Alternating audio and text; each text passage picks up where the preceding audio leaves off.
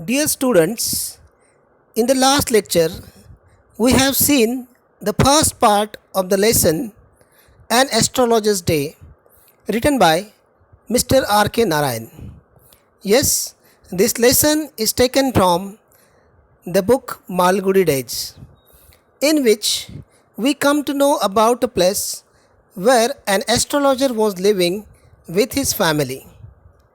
He used to have a mystic attire, appearance, and strange utensils with him. His eyes were sparkled as per his customers, but we know that in reality he used to search his customers with those so called sparkled eyes. He was not a person with knowledge. There wasn't any knowledge with him about astrology, but he was very practical and professional one. His analysis of his customers were apt and perfect. He used to give them at least 10 minutes to speak about themselves so that he could judge their life, their problems, and the possible solutions for their problems. So he was very much professional. The area he used to sit for his business, astrology, was a busy one, a crowded area with many vendors around him, like groundnut sellers, etc. etc. So there is one incident in his life. One day, a man came to that place. The astrologer called him, but the person was not there for regular questions and answers with any astrologer. His eyes were searching something. He asked the astrologer to answer a specific question, or else he would not allow him to go from the place. So, up to here, we have seen this much of the story. Now, we will see the remaining part of the story from here on. Let's see. See page number 5. The astrologer caught a glimpse of his face by the matchlight. There was a pause as cars hooted on the road. So it was an evening time, and the astrologer was able to get the glimpse of that person's face with the help of that matchlight. Jutka drivers, Jutka means horse carts, swore at their horses, and the babble of the crowd agitated the semi darkness of the park. Semi darkness, evening time. The other sat down. The man sat down there, sucking his chirut. Chirut, a kind of cigarette. Puffing out, sat there ruthlessly. The man was not a kind type of person. He was ruthless. His expressions were suggesting that he was in some angry mood. The astrologer felt very uncomfortable. Generally, whenever any astrologer meets his customer, the expression of the customer is with some eagerness. But this man was ruthless. Here, take your Anna back. I am not used to such challenges. It is late for the day. It is late for me today. So the astrologer said he was not interested in that challenge, the challenge which was given by the man.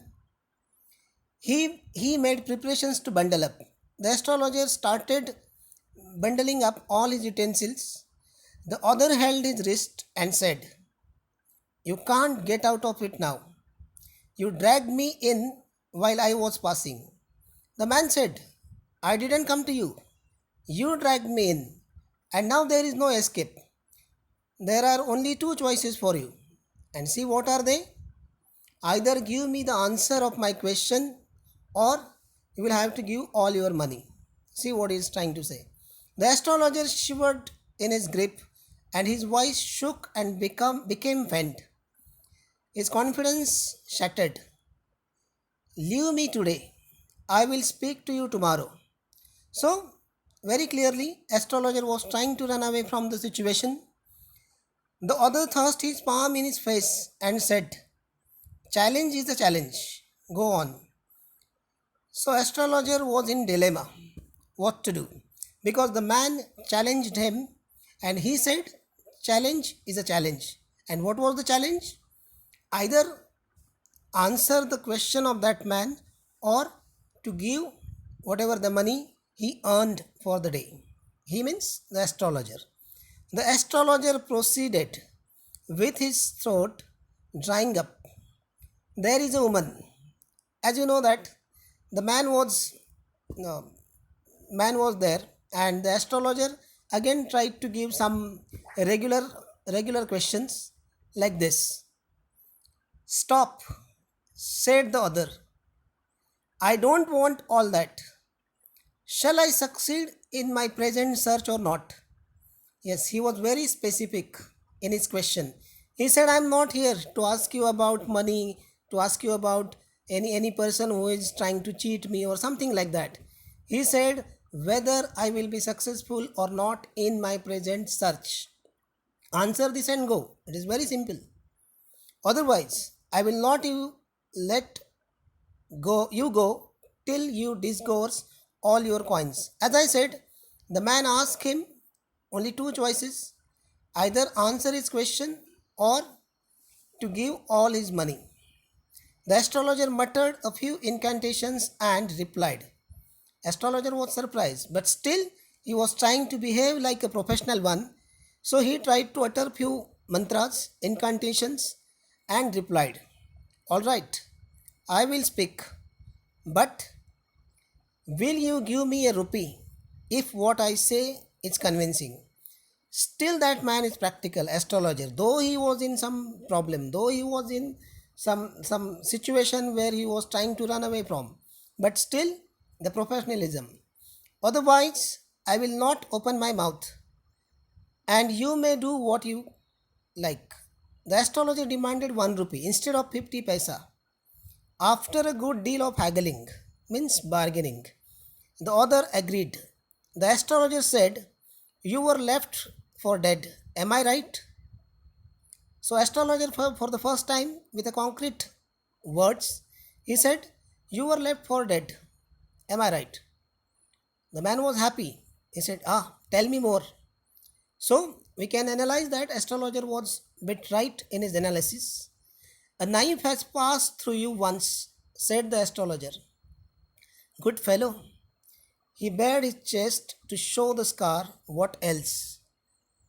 See, on one and all, we can say that on this page number 5, the man asked straightforward question to the astrologer whether he would be successful in his search or not. The astrologer tried to escape from the situation, but the man turned down the astrologer's request to come tomorrow. After a while, discussion went along on money, and they came to analyze that yes, 1 rupee will be the fine, 1 rupee will be the charge, and the astrologer for the first time said some concrete words like you were left for dead, and another line like a knife passed through you once. These statements were accepted by the man happily. That's why he said, ah, tell me more. And it suggests that the astrologer was saying some truth about his customer's life. Now, see, and then you were pushed into a well nearby in the field, you were left for dead. Now, astrologer is completely narrating a story to the man. He said, someone attacked you with a knife and you were pushed into a well and the man fled away. I should have been dead if some passerby had not chanced to peep into the well, exclaimed the other, overwhelmed by enthusiasm. So, whatever astrologer was saying was satisfactory one. The man was happy with the answers or with the analysis by astrologer. When shall I get at him? Now, $1 million question asked by that person. When shall I get at him? At him means the person who attacked the customer of the astrologer, who tried to kill him. He asked, clenching his fist, and see the answer. In the next world, answered the astrologer. He died 4 months ago in a far off town. You will never see any more of him. The other groaned on hearing it. The astrologer proceeded, Guru Nayak. Now see, here astrologer was giving a minute detail about that person, including his name. He said, you will not get that man because that man was died 4 months back. He named that person, his customer. His customer's name was Guru Nayak. And Guru Nayak was surprised. You know my name? The other said, taken aback. Yes, I know all other things. Now the astrologer is speaking with some confidence. See, Guru Nayak, listen carefully to what I have to say. Your village is 2 days' journey due north of this town. So that man came from that north side of Malgudi. Take the next train and be gone. So the astrologer asking that man to go back to his village immediately by taking next train. I see once again great danger to your life if you go from here. He took out a pinch of sacred ash and held it to him. Like any other astrologer, he gave that sacred, so-called sacred ash to that man, and he said, rub it on your forehead and go home. Never travel southward again, and you will live to be 100. So astrologer promised that man of long life if that man will follow the advice of the astrologer. Why should I leave home again? The other said reflectively. That man was not interested in other things. His intention was to search that attacker only. I was only going away now and then to look for him and choke out his life if I met him. He shook his head regretfully. The man was not happy. Guru Nayak was not happy on hearing that his attacker was died 4 months back. He said, he has escaped my hands. I hope at least he died as he deserved. Still, that anger for his attacker was there in Guru Nayak's heart. Yes, said the astrologer. And astrologer, a very shrewd person, he said, yes, you're right. The man deserved his death. He was crushed under a lorry. The other looked gratified to hear it. When the astrologer said Guru Nayak's attacker was died in an accident, he was crushed under a lorry, that sentence of astrologer made Guru Nayak gratified, happy, contented. The place was deserted by the time the astrologer picked up his articles and put them into his bags. So astrologer put all his utensils in his bag. That means the incident was over. The man left from that place. The green shaft was also gone, leaving the place in darkness and silence. So no one was there in that busy, crowded area of Malgudi where the astrologer used to sit. The stranger had gone off into the night after giving the astrologer a handful of coins. So Guru Nayak was very happy with the analysis because he got his answer he was searching for. His attacker was died 4 months ago as per the astrologer. So he was very happy. He gave some amount, some coins to the astrologer, and astrologer with those coins came home. It was nearly midnight when the astrologer reached home. His wife was waiting for him at the door and demanded an explanation. Like any other wife, His wife was waiting for him because he was quite late in the evening to reach the home, and she demanded explanation why he was late. He flung the coins at her. He gave her the coins and said, "Count them. One man gave all that." So he said that, "Count all of them. I didn't count. One man gave all that." It shows that the amount which was given by Guru Nanak was a big one, because he said one man gave all that. 12 and a half annas. The lady, wife of the astrologer, counted the coins and she came to the conclusion with 12 and half annas, 75% and little bit. She was overjoyed. See, the time we are talking about is 1940s, mid 1940s, when 75 paisas was the reason of overjoy.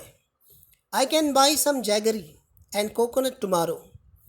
The child has been asking for sweets for so many days now. I will prepare some nice stuff for her.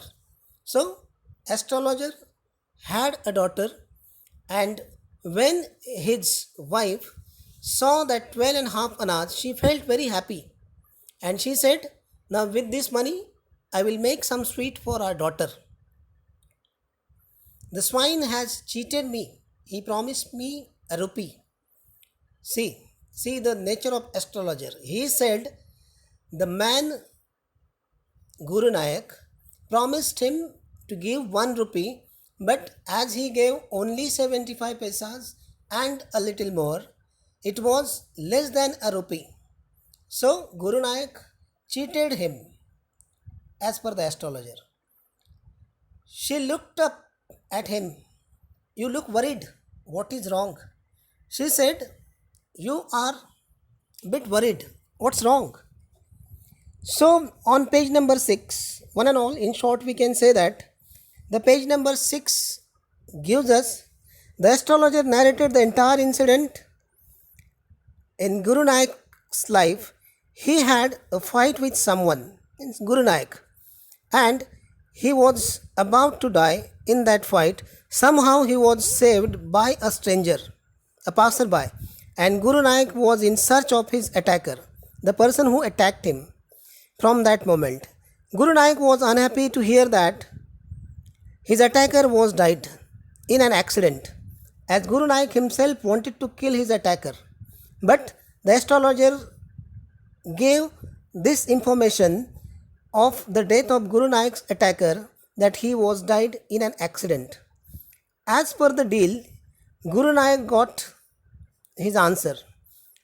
The astrologer further advised him not to come again in Malgudi, because if he would come, there would be some danger to his life. And the stranger, the man, with happy note, gave some coins to astrologer, and astrologer came to his house with those coins. Happily he gave those coins, and when his wife saw those coins, she was also happy, and she decided to make some sweet for their daughter. Now see last page of the lesson. Nothing. After dinner, sitting on the payal means is a kind of cot, he told her. Now here is some strange, tricky and unexpected end of the story. Astrologer is concluding this. See, "Do you know, a great load is gone from me today. I thought I had the blood of a man on my hands all these years.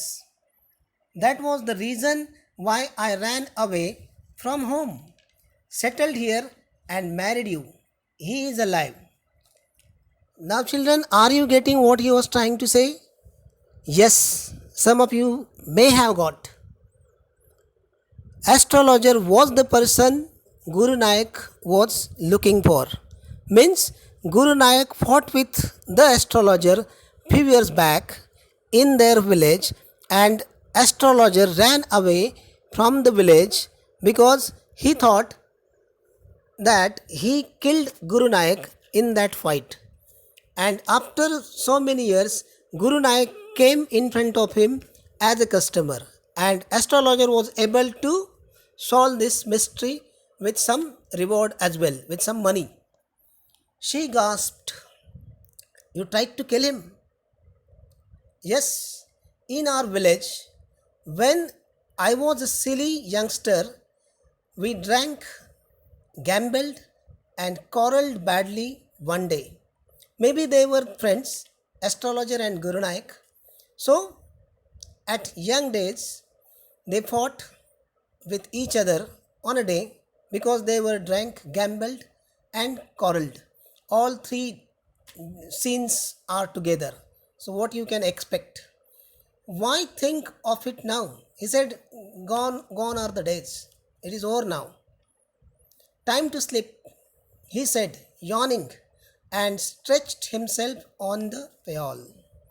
And he left there, and he ended with this note that time to sleep means now he felt some relax.